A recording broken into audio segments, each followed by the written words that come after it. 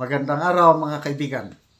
Pag-usapan natin ngayon ang magandang labanan o patutsadahan, pasaring Speaker Romualdez versus Senate President Miguel Zubiri tungkol sa charter change.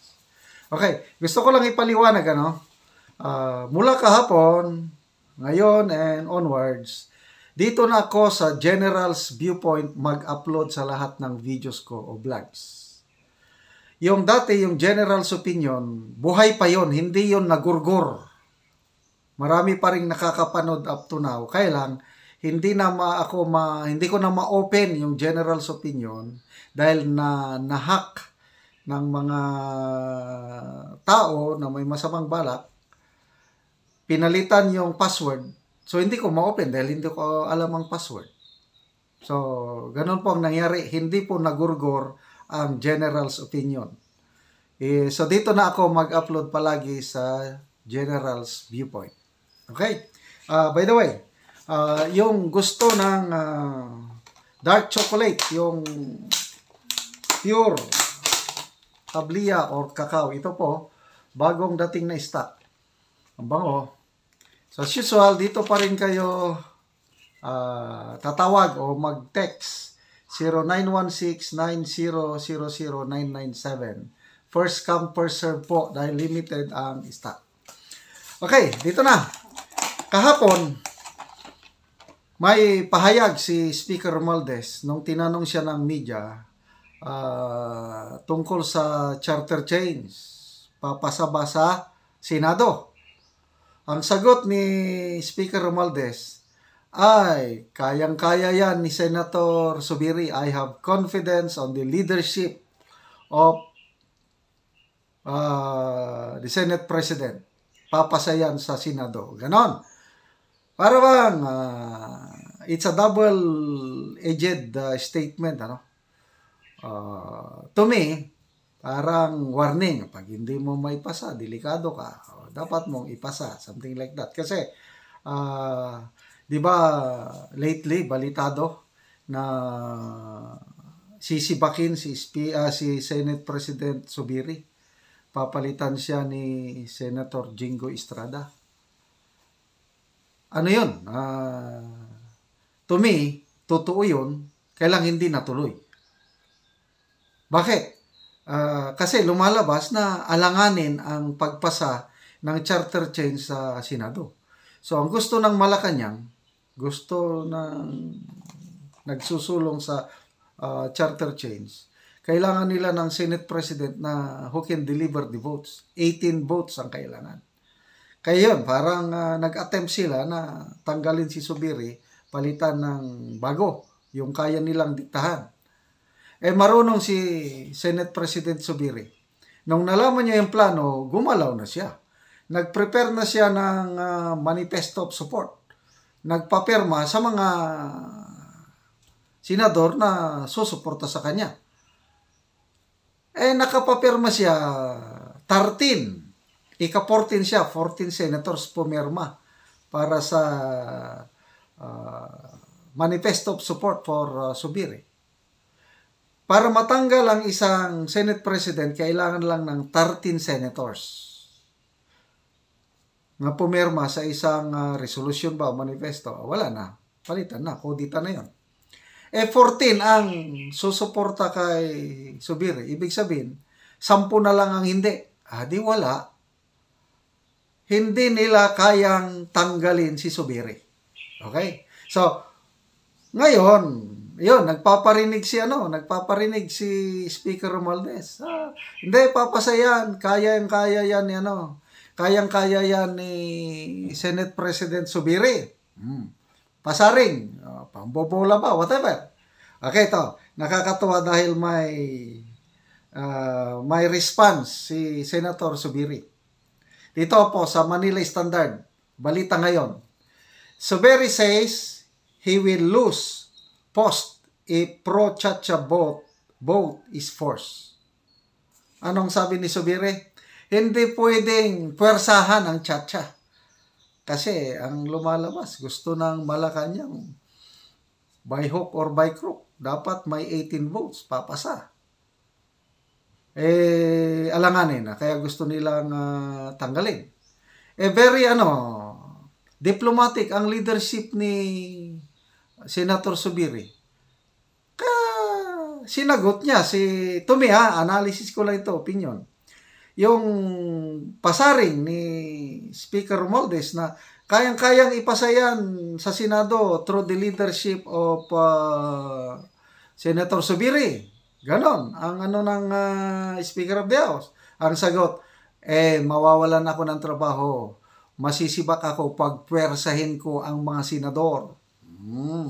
So, ito, basahin ko yung exact statement ni Zubiri na to me, nakakabilib. Dapat ganito ang leader. Sabi niya, if I order them, the senators, to do that, yung ipasa ang tsa-tsa, indeed, I will no longer be the Senate President. Okay? Believe me, I will no longer have the trust and confidence of more than 14 senators if I force them to vote in the affirmative, yung mag-yes sila sa charter change. Okay? So, ganito na po ang nangyayari. May dalawang joint resolution ng House and both houses, resolution of both houses, RBH 6 ang tinatalakay sa Senado, resolution of both houses 7 tinatalakay sa Kamara. Parehas yun. Ang nagkaiba lang yung manner of voting.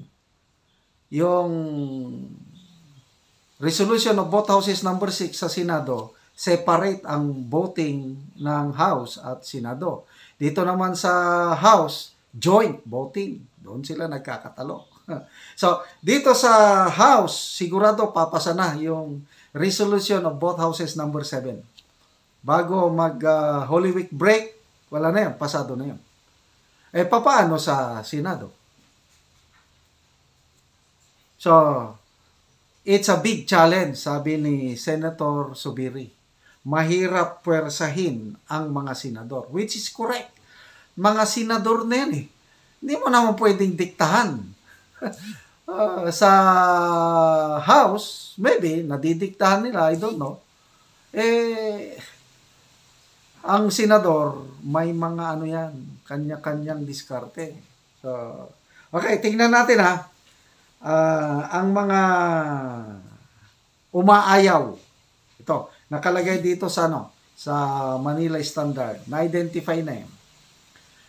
Yung dalawang minority black senators, Pimentel and Hontiveros, sigurado yan. Ayaw nila. So, dalawa na. No, ang vote nila. Si Senator Villar and Senator Amy Marcos, wala na rin yan. So, 4 na. Yung magkapatid na Cayetano.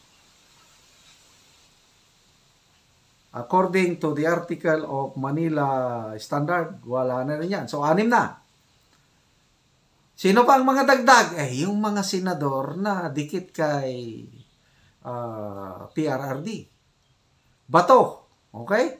Bongo, Robin Padilla, Senator Tolentino. Yun, yung mga 11 senators ang nakikita ko na magboto against sa charter change. Di talong ilan lang 13 lang ang boboto ng yes, kailangan ng 18 votes. Ganun po ang labanan dito sa Bakit ayaw ng mga senador?